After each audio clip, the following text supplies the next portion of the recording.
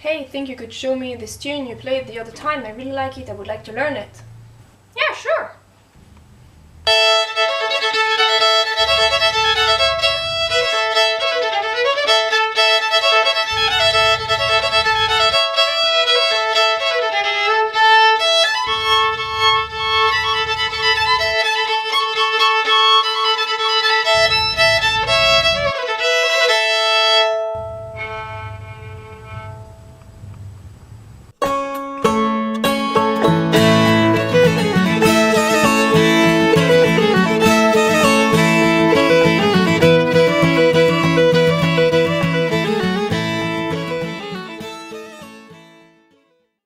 Hey folkies, Emelie Waldken here. In this video I'm gonna talk about how to learn a tune by ear.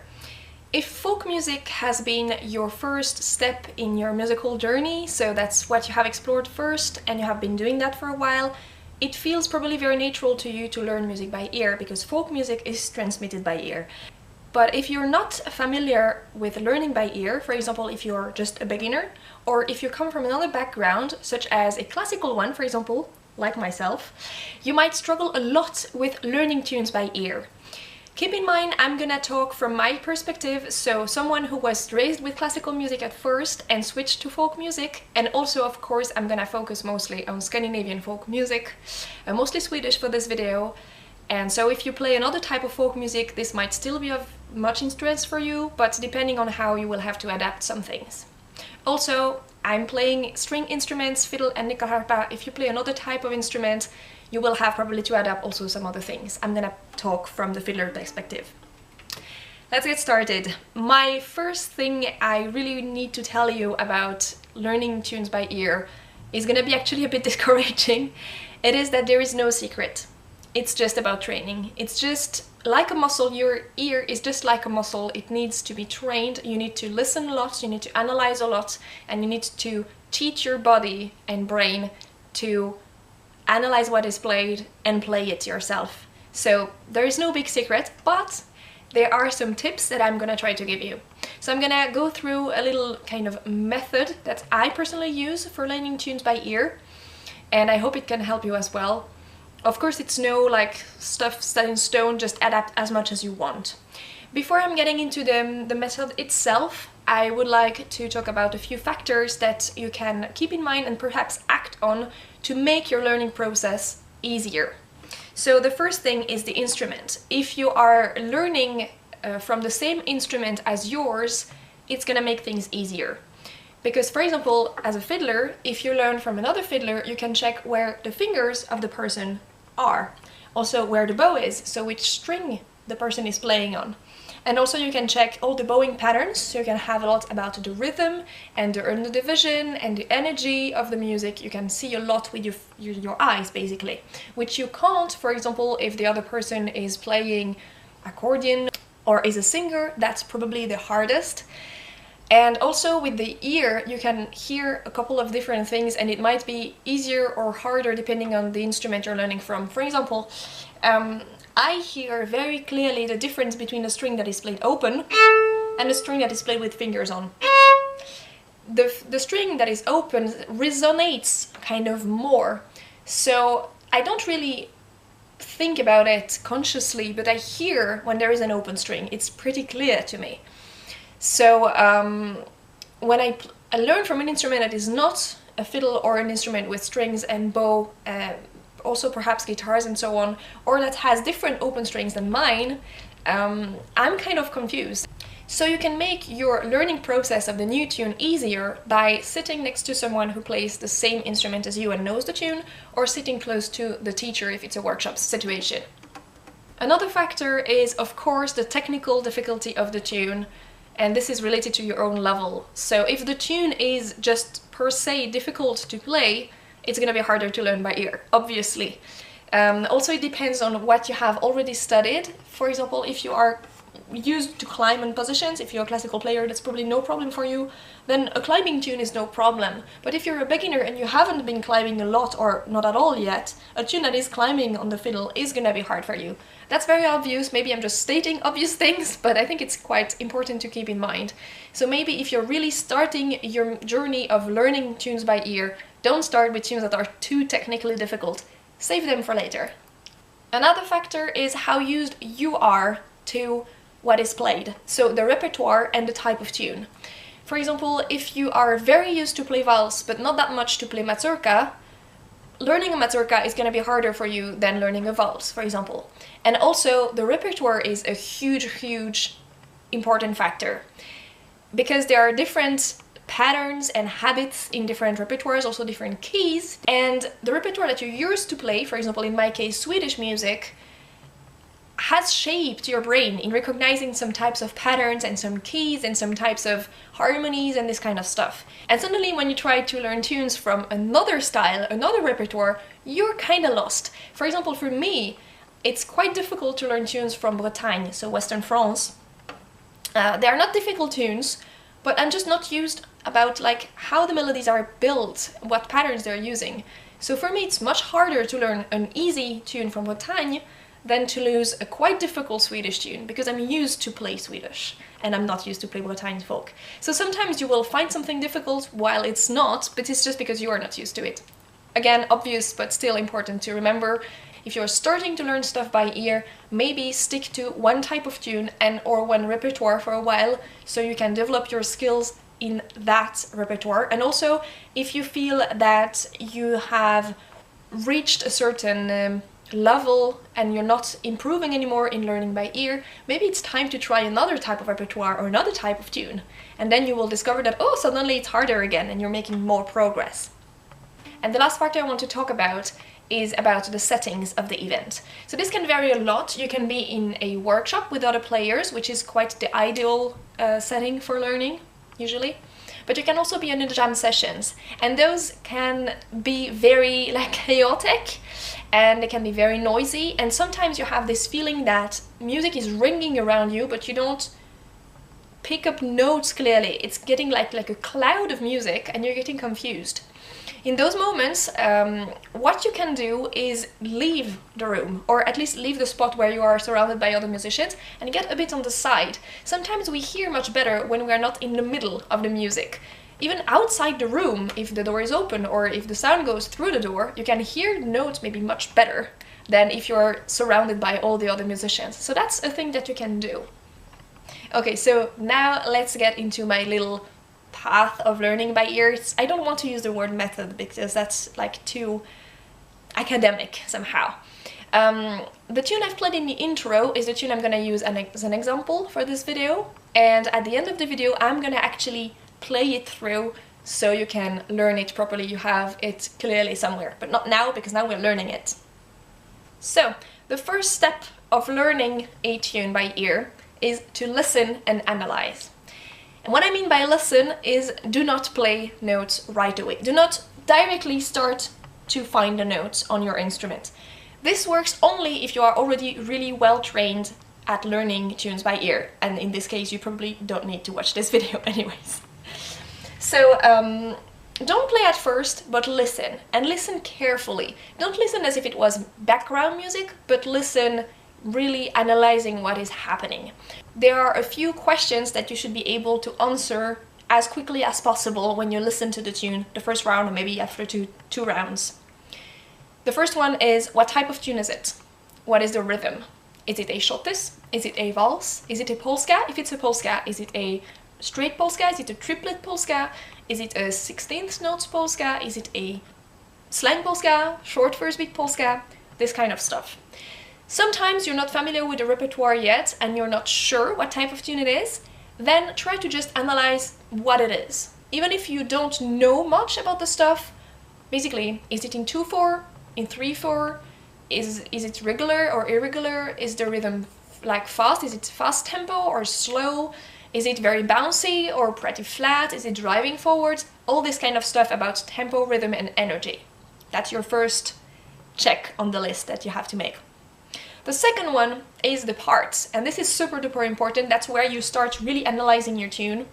How many parts are they? How many times is each part played? And how long is each part? So very often we have this structure which is A, A, B, B. But sometimes there are some tunes having 3 parts, or maybe one part is played only once instead of 2 times, or 3 times or more. For example, AA, B, B, B, C, C. Or maybe sometimes you have parts that are very similar but not exactly, like AA, B1, B2, C, C. This happens as well. And sometimes you also have, this is pretty common in Swedish music, you have the A part that is recycled as the end of the B part. So try to notice that. Try to see, okay, they're actually doing this, they're actually using that. Oh, the B part is twice longer than the A part. It doesn't mean to be extremely precise, you don't need to count the bars or something, but just have a rough idea of how the structure of the tune is. So that's your basic sketch, and that's what you're going to use from now on to analyze the tune. Once you have this sketch, what you can notice right away, which is usually what we notice from the very start when we listen to a new tune, are the specials. Weird sounds, weird techniques, for example, I don't know, pizzicato, or very fast passages, or slower notes, or a very weird rhythm somewhere, or a technical difficulty that you noticed, like climbing in positions on fiddle or whatever. Those things that kind of stand out from the rest. And notice those and put little warnings in your general little sketch of how many parts and how many times each part. Oh yeah, beginning of the B part, 3rd position. Maybe you have already noticed that in the introduction. And the last thing you're gonna add to your global sketch of the tune are the harmonies.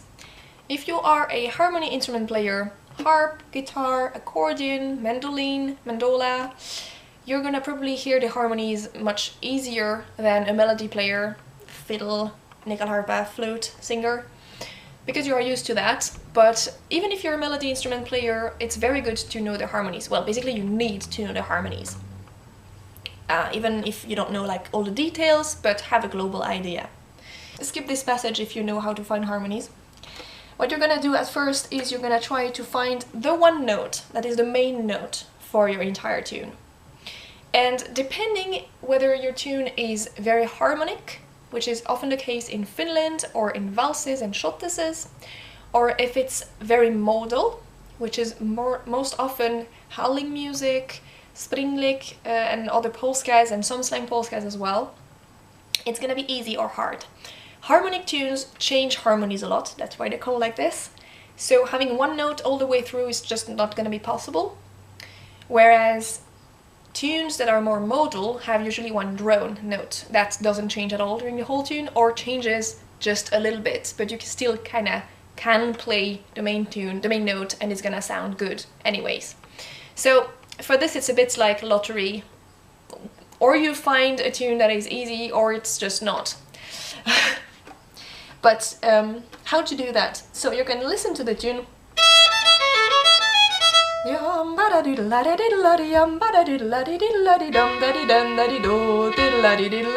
Doesn't work with F sharp. Doesn't work with G at all.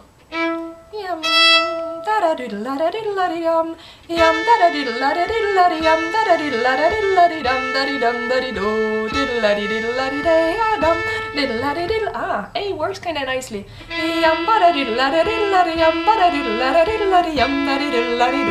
E as well. We have A and E. If you know a bit your fifth and your system, we are in A major. So you have A and E that work all the time. Almost all the time through the tune. So you try to find this note, and basically when I said don't play, I didn't mean don't play at all, but I meant don't play notes at first, but you can definitely sit in your corner and play very quietly trying to find this note. And once you have your main note, also try to find where it's changing, so where the chords are actually changing a lot. This depends on the tune, but very often in Sweden you will have tunes that are in D. That's quite common. Not all are in D, but many are, at least the ones I play. And then you have maybe a little change at the end of the part to G and back to D, for example. And when you hear that there is a harmony change, basically you hear that your main note, or two main notes, don't sound good anymore. It's clashing. It doesn't work. So what you can try to do at first is just take one tone higher or one tone lower than your main note. Usually that's what you need, but sometimes you will find that it's not perfect, but usually it's enough to release attention, so you know there is a harmony change. And on your sketch of this tune, just, you know, you have those warnings about the specials, well, put also some warnings for the harmony changes. Maybe the A part is all in G, for example, and the B part has lots of harmony changes and ends in G as well. So maybe you can put a big warning for almost all the B part, but you know that you have to land on G at the end of it, for example. So now you have the sketch of your tune, it's time to move on to the second step of learning the tune by ear.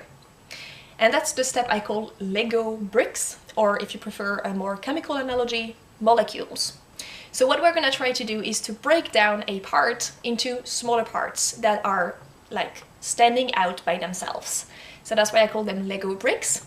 So you're going to listen to your A part and you're going to try to find something that is a little melody in itself and that is whether just played once or several times and that you can recognize right away.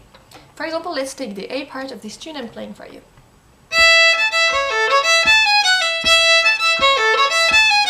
Aha! Here we have 2 times the same thing. We have this kind of arpeggio and then a little tail. Aha! And then it repeats itself. Good. This is our first brick. This one, this is 1 brick.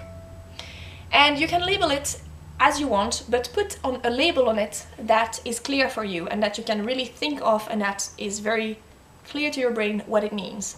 For example, for me it would be like arpeggio and tail, but it can be whatever. A very like academic way to do would be to call it A1, because you are in A part, that's A1. So you have 2 times A1, and then let's go on. Aha! I would cut this part into 2 little bricks. The first one would be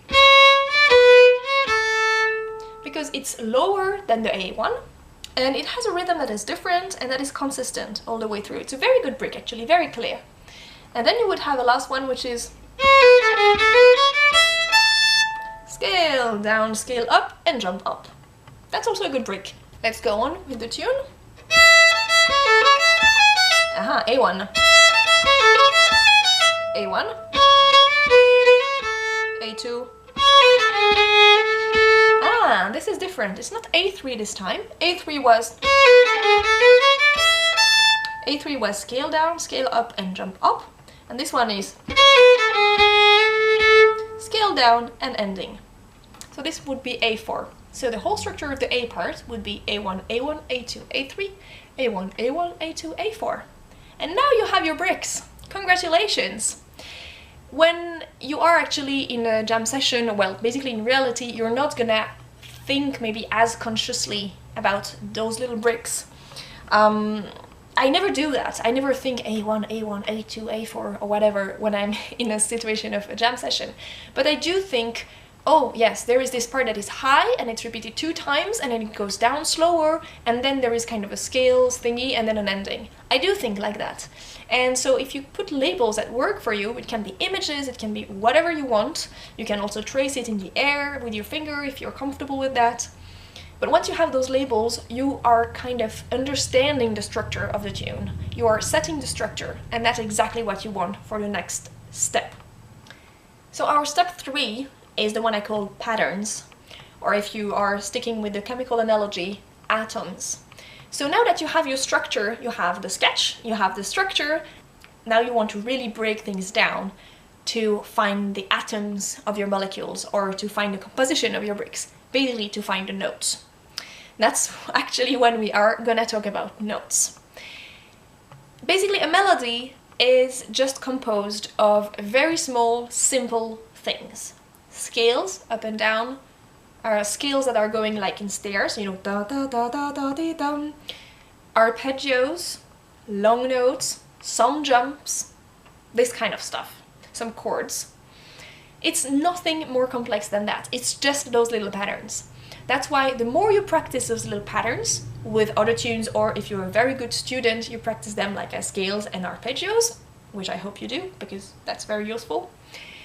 the more you're gonna recognize them in a tune, and your fingers are gonna just, oh yeah, I know that, oh, this is easy, I have already practiced this. So this depends also a lot on fiddle, at least on the key that you are used to play in the keys. Because if it's a key that you really know well, your fingers will find the places. If it's a key that you're not used to, you're gonna have more struggles. But you're gonna still understand the pattern, and then you just have to like transfer it or transform it a little bit. Basically, it's toolbox and grab the right tool and then use it the right way. Very, very easily said, much harder done, I know. So what you're gonna try to do now is to fill in all those little bricks with actual notes. So you are just gonna try to find, okay, my A1 brick, where does it start? Okay. Aha, yeah. Da, da, da, da. Oh, it sounds like an arpeggio. I know arpeggios. Oh yeah, I've practiced that. If you know this on fiddle, it's 0, 2, open, 0, 3. So your fingers, if you have practiced other arpeggios before, will recognize the pattern. Easy. Scales, oh, also pretty easy stuff. Usually a scale is something that we can play. And what you can do to recognize where the scale starts and ends is to find the edges of your melody. A melody is like a kind of wave, or yeah, landscape if you want, and there are some edges, there are some mountains and some valleys, and like try to find those edge points in a way. For example, the little scale we have at the end of this A part, the half ending, it starts on the C sharp, goes to G sharp, and to E, and then A. Okay, so it goes from C sharp to G sharp to E. So, and then you just fill in the gaps, and then a jump. What can help you a lot again here is to have someone playing the same instrument as you that you can watch the fingers of. If you can't watch someone's fingers, just try to find it with your own here, basically. Ah yeah, it's probably an A. If there are parts that are too hard to find the notes of, because they are too fast, because they are too complicated, because you just don't understand what is happening there, don't be too much focused on them for now. Just put a big warning sign on them and come to them later on when the rest of the tune is kind of settled. And if you don't have time to come back to them because people just change tune or finish to play in the session especially, you can always ask, and in a workshop you can definitely ask when you have time for questions. You can just ask someone, your neighbor or the teacher if there's a teacher, oh sorry, what was this little pattern there, like at the end of the B part? I really didn't recognize it. Was it just a scale down? Or was this a D or an E there? And usually if you ask nicely they will answer you, and if it's a teacher they should definitely answer you. So then you have your answer. But even if you are missing a few parts, a few details, that's not a big deal, especially if you're starting to learn by ear. What is important is more that you have a wall with as few holes as possible, so that the wall is actually solid. And if there are a few holes, it's okay, as long as the whole structure holds. So now you pretty much have your tune. As said, this is possible just with training a lot and a lot and a lot. And I'm just gonna give you a few extra tips that can be very helpful. The first one is just don't focus on the details at first. That's my problem. I just love ornaments and details, so when I listen to it the first time, that's what I want to learn. That's what I care about, and I tend to not put so much in energy and care into the melody itself, and very often I just end up with melodies full of holes that I kind of have to fill in later on. So don't do like me. Just don't focus too much on the ornaments, on the cool double stops or whatever, and focus on the melody. If you really like an ornament that someone plays, again, put a little note in your brain. Okay, beginning of the B part, this person is doing something that is really cool and they really want to learn it. And you can come back to it later when you have the melody, actually. My second tip is, of course, recording. When you learn by ear, you have to record tunes because that's how you keep them in your memory, in your repertoire. And depending on the setting that you're in, you're gonna record at different times. If you are in a workshop or course, very probably there is a recording session planned at the end of the workshop, or if there is none that is planned, you can ask the teacher to plan one, so you are saved of worries for the time when you're learning. You know it's going to be recorded later. Sometimes it's also recorded at the beginning of the session, doesn't matter, just that you are free of worries when you're learning the tune. And for jam sessions that tend to be chaotic, I recommend you to record as soon as possible. So you hear a tune that you really want to learn, record it right away. Jump on the recording device right away and record the tune once the full structure, and then you learn it, so you're free in your brain. And try to record from the A part on, but sometimes you can't. Sometimes you've heard the A part and you're like, this is a cool tune, but the time you need to grab your recording machine, they're already playing the B part. This is not a problem, actually. Just start recording as soon as possible and tell your recording machine yourself where it is in the structure. For example, you remember how the A part sounded and you record from the B part on, and there are 3 parts, and when the tune arrives at the end of the C part, it goes back to A and you say, ah, that's the beginning, that's the A part. You talk to recording device. I do that all the time. You feel very silly, but it's very useful. So you have the full structure just once, you don't need more. And then you can put it down and you can focus on learning the tune, knowing that you have a backup in case you don't learn everything.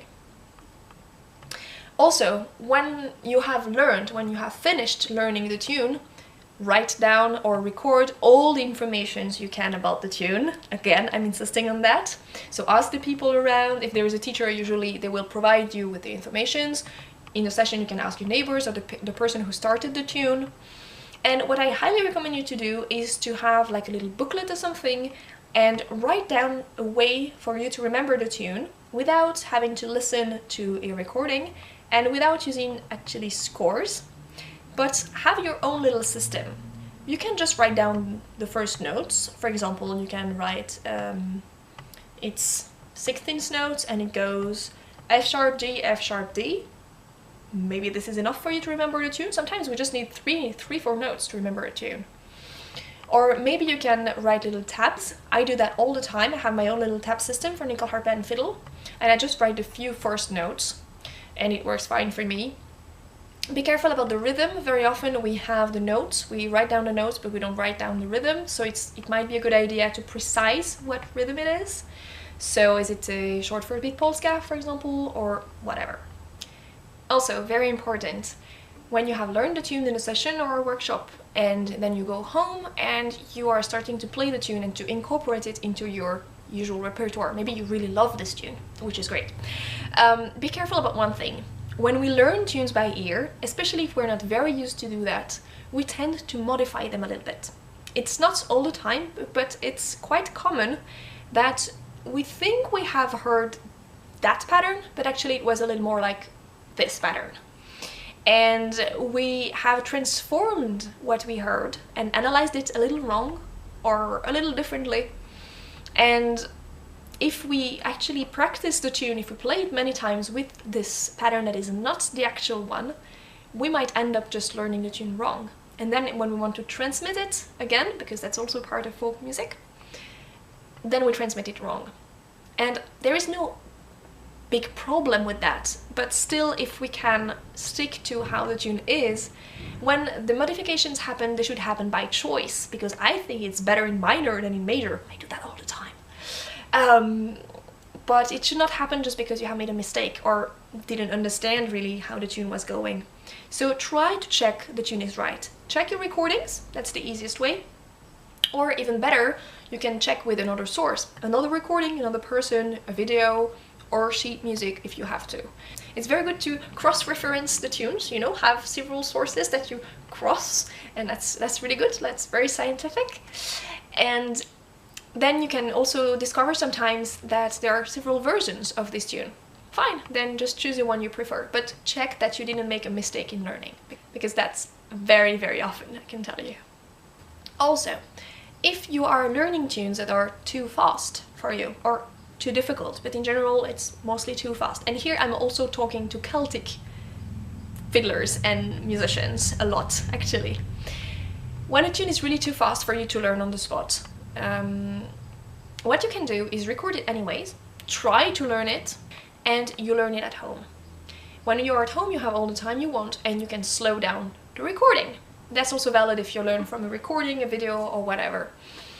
I personally use Audacity for slowing down my recordings. It works. It's my usual editing program. On YouTube you have a slowing down parameter. It's not super good quality, but it's possible as well. And if you are one of those modern people with smartphones, you can have the app Amazing Slow Downer. I've heard a lot of good about it. So there are many possibilities that you can slow down stuff, and this is really helpful to really find each note and be sure that the note is right, and also it's great for ornaments. So that's it about how to learn a tune. And now I'm just gonna play this tune that I played in the intro. I'm gonna play it a bit slower, in a more normal tempo, let's say. It's a släng polska from Småland in Sweden. It is from the region called Södra Flaka, so we call it just Södra Flaka, the tune. And I have it after Anders Löfberg, who is from Småland.